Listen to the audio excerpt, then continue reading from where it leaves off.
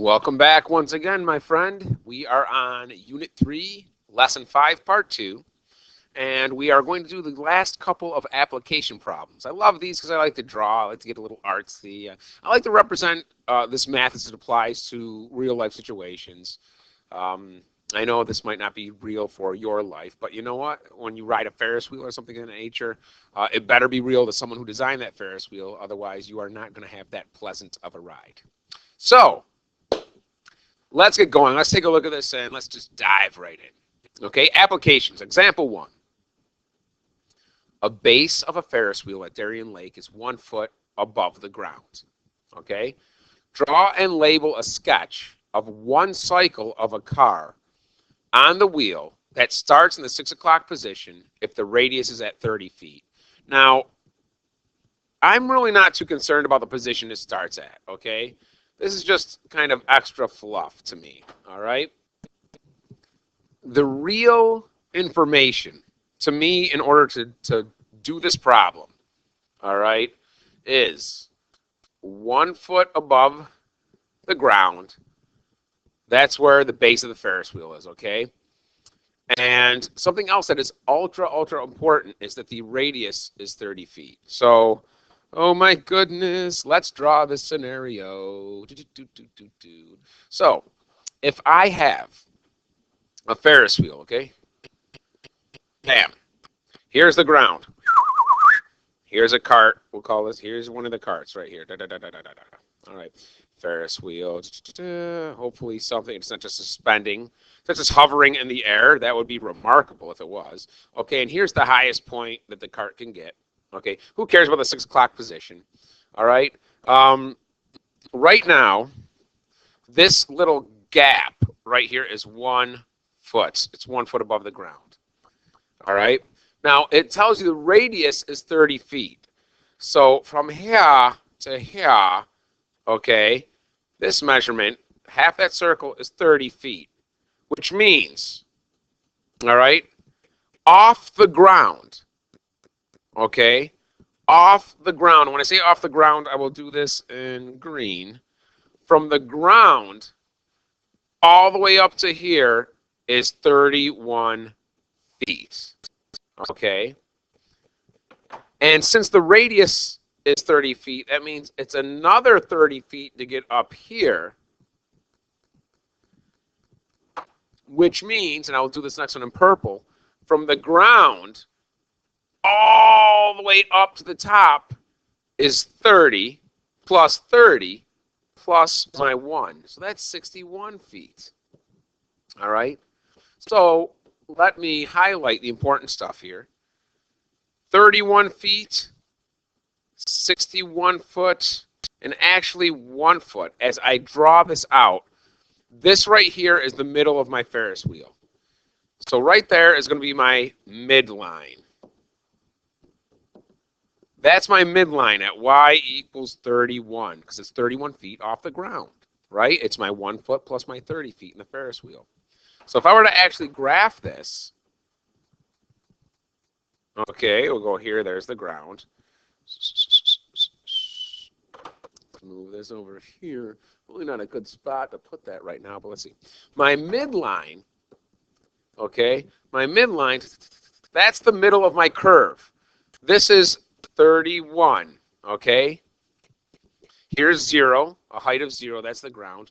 A height of 1 is going to be my minimum, okay? That is the minimum position of a car on the Ferris wheels at 1 feet, right? Here's my 1 foot. My maximum height is going to be at 61 feet, okay? So I'm going to have a cart that's going to start at 0, okay? It's going to start at, you know, this is where it starts. That's my bottom, my minimum. It's going to start at 1 foot off the ground. It's going to go and reach a height of 61, and then it's going to come back around the circle and come back down to 1 foot off the ground. That's where you get on and off. Meaning, okay, if I have a little cart right here, I'm drawing this in green, all right, and I start here. It starts at 1 foot. As it goes, all of a sudden it goes higher, higher, higher. Then it goes to 30, you know, it goes to 31 feet off the ground and it keeps on going higher, higher, and then hits here, boom, That's the highest it goes at 61 feet. Okay, then it's going to come back down and start lowering again, lowering again, lowering again, lower again, and then boom, come back to 1 foot off the ground because that's the lowest it goes. So how do I represent something that looks like that with a trig, curve, whatever? That's a typical cosine. That doesn't look like an S, those three dots. That looks exactly like a cosine curve. And in between my, let's do this. I didn't you doing yellow a lot. Let's do red. In between my low points and my high points, that's where I touch the midline, right? So in between, again, my high point up here and my low point down here, that's where I touch my midline. So if I graph this, boom, that is a perfect representation. All right. Now, my y-axis would be feet above the ground, off the ground. All right. And really, my x-axis, this represents, it's just one cycle. They don't tell me anything about the cycle. Now, if they said it takes 60 seconds, they told me, well, it takes 60 seconds to do one cycle. Then this cycle would end at 60 seconds. The middle would be 30 seconds. This midline would be 15 seconds. And if I add 15 and 30, I would get 45. That's if they gave me time in seconds and said, okay, this is 15 seconds or 60 seconds, the whole cycle. They did not. So I don't need to put any of this stuff in. All right. That's a perfect graph to represent the height of that car. Again, I start 1 foot above the ground. I'm going to move my green little cart box here again. And then I start to go, and as I start to go here, you're going to see I'm starting to raise up, and then I'm going to get to then I'm going to get to my midline. Yeah, they don't want that. Get to my midline, and that's when I'm here to my midline now. Okay, then I'm going to keep on going up. I get to my maximum. That means I just went, and now I'm at my maximum. Now, from this point on the graph, there's nowhere to go but down, right? And look at my cart on the Ferris wheel. From this point, there's nowhere to go but down. So I go down, boom, I'm at the midline again, right? That means I just went this part in the cycle. And there's one more section to complete my one full rotation. Boom, I'm back to 1 foot where I started, which means on the graph, boom, I'm back to where I started. It is a great representation. Perfect. All right, example 2. The height above the ground of a person riding a Ferris wheel, another Ferris wheel problem, sweet, can be modeled by the function h of t, which represents the height, equals 30 minus 28 cosine pi over 24t, where h is the passenger's height in feet, and t is time in seconds since the ride began. Graph one cycle of this scenario. I love that they gave me the equation because all I've got to do is graph this, and this is pretty much what we've been working on. All right. The first thing I'm going to do, and you don't have to do this, but I don't like this number out front here. That's a positive 30. The negative is with the 28, isn't it? The negative is with the 28. This is a positive 30. I'm just going to take that 30 and move that out back. So let me rewrite this. I've got negative 28 cosine of pi over 24t plus 30. Okay, now this to me is a lot, it resembles a lot more the format with which we are used to seeing. Okay, meaning this is my amplitude, this is my frequency, this is my midline, right? So let's start writing all those little notes off to the side that Mr. Visca likes to write to help me graph this, all right, before I sketch this, all right? So my amplitude is 28. I notice the negative sign. That tells me it's a vertical flip. So I'm going to say vertical flip. Boom. So this cosine, it's not going to be a cup that opens up. It's going to open down. So when I'm done, it should look like this. All right. My frequency is pi over 24. My period I've got to take 360 and divide it by my frequency, or I've got to use 2 pi and divide it by my frequency. Which one do you think I'm going to use? Dramatic pause. I hope you said 2 pi over the frequency. How come, Visca? Because my frequency has a pi in it. Okay, that tells me radians, so I'm going to use radians. So I'm going to take 2 pi and divide it by pi over 24. And what did I say earlier in part 1 of Unit 3, Lesson 5? I'm going to multiply the bottom by the reciprocal, and it's going to cancel. And what I do to the bottom, I have to do to the top. So let me just for the sake of room, I'm going to rewrite this down here. 2 pi times 24 over pi. Well, technically 2 pi is over 1. All right? My pi's cancel. And my period is 2 times 24, which is 48. That's my period. I'm going to put equals my p. Okay? Now the last thing is my midline. My midline is 30, which means I'm going to start at 30. My amplitude means I'm going to go up 28 from 30, and I'm going to go down 28 from 30. Okay, so let's take all this information and let's put this in a sketch. All right? The first thing I'm going to do is actually draw my axis. Now, my period is 48. That means it comes out here to 48. That's where the period, by definition, is the length of one cycle. Let's not forget that. So my cycle should end at 48. It should begin at 0. In between 48 is 24. Half 24 is 12. And if I add 12 and 24, I get my 3/4 spot, which is 36. Now this is time, we'll put t, in seconds. All right? How do I know that? Time is in seconds. All right? Now, where is the y's? Okay, my y-axis. What's that interval? Well, my midline is 30. So right in the middle here, it's 30. My amplitude tells me I got to go up 28 and down 28 from that. So if I go 30 down 28, that will bring me as low as 2.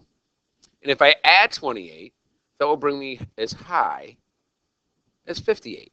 Okay, so that's my mins and maxes. Now, I know this should be flipped, so it's going to be an upside down cup. So it's going to start down low, end down low. Okay, in the middle is where my max point is. And my midline is going to be between those. That's where the 30 is on the y-axis. So let's plot these points, shall we? Yes, we shall. Purple. Start at 2, which is my low point, and I end at 48, one cycle, at a height of 2. My middle, 24, that's my high point at 58, and in between those, at 12 and 36 on the x-axis, is where I hit my midline, where y is 30. Okay, and I just,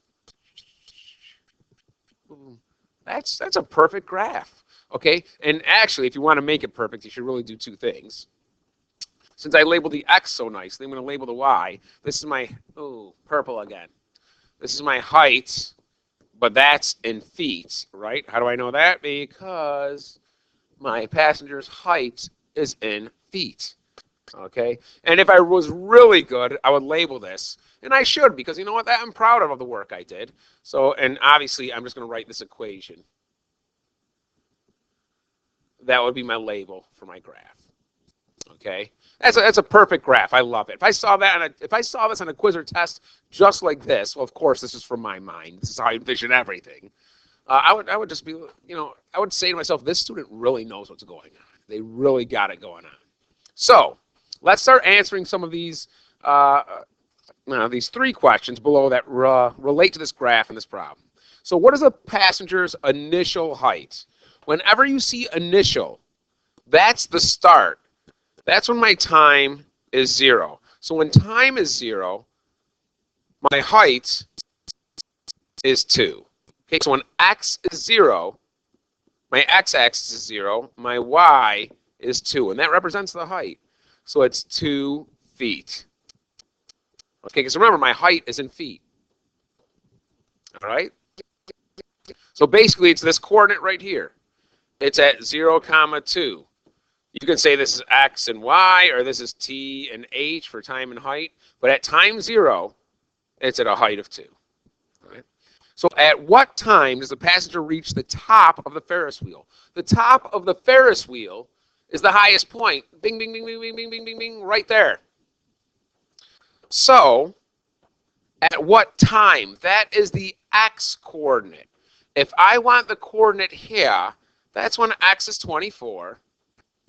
And my y is 58, because 58 is the max height. They want to know the time.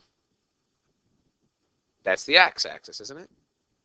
So at 24 seconds. Okay, they reach the top of the Ferris wheel. What is his height now? Well, that's biased. Maybe it's a girl on there. What is their height? That's what it should say. At 24 seconds, now make that a comma. That's a very sloppy comma. There's a max height of 58 feet. That's a T. All right? So there we go. We answered the second question. Third question. How long does it take the passenger to complete one full rotation? All right. This is one full rotation, okay? Let me express this again. Highlighter, highlighter. Blue. This represents one full rotation, okay? When does it end? When does the one full rotation end? Right there, okay? Right here. What is this coordinate at one full rotation? X is 48, and my y is 2. That means at a time of 48 seconds, the passenger will then again be at a height of 2 after one full rotation. So when they ask me, how long does it take? That's time. That's the period. One full rotation. That is 48 seconds. If you didn't understand it's a period, well, then you should have understood this information from the coordinate. All right? And those were two really great problems to model Ferris wheels. The first one, we just did a sketch of a function, and that's fine. We didn't have that x value. Okay, we didn't have the x value here. It was just one cycle. Okay, that's great. I love that. But then not only did we do it a second time, but they gave us the equation, the second one. This first one, they didn't really give us an equation. They just gave us some information to help us plot our y-axis. Okay, our midline, our min, and our max. All right? Help us kind of figure out what trig function to use, because this actually was a cosine, because it kind of gave us a upside-down cup. All right? And this one, they actually gave us the equation for a real-life situation, so we didn't have to kind of sketch a graph. We could exactly... we can get more precise with the graph with numbers, not only along the y-axis, but along the x-axis. And beyond that, it then asks us some pretty basic questions as far as interpreting this graph. All right? And they weren't that difficult if you understood what the graph meant. Okay? And what is a great way to understand what a graph means? Well, if you can read a coordinate, number one, you're good. If you know an x and y for a point, you're great. But what's even better for interpreting graphs, you need to know what the y represents. It's the height. You need to know what the x represents. It's the time. So if I look at this right here, I can say, okay, at a time, for this coordinate right here, at a time of 12 seconds, you're going to be at a height of 30 feet. And that's really all interpreting a graph is. All right? So labeling your axes, that is so helpful in interpreting a graph. Okay? Well, I hope I made this somewhat easier for you. I mean, I don't expect you to master it now, but I expect you to be a little bit more comfortable with it than before when we started this. Okay? Take it easy. I will see you for the next lesson, Unit 3, Lesson 6. Can't wait. I'll have a cup of coffee hot and ready. It'll be for me because obviously I can't give it to you through this technology. But one day we might. Or if you want to have coffee ready, so when you start the next video, I'll be like, hey, you got your coffee ready? But then if people only watch video for Unit 3, Lesson 6, they're going to be like, why did he even say that? Oh, maybe he's just being funny. They're not going to understand the connection. But you, You're going to understand it because you've been with me for this whole trek and this long journey, and I appreciate it. All right? Keep doing some math stuff. Keep mathing. You're going to be great at it one day. We'll see you.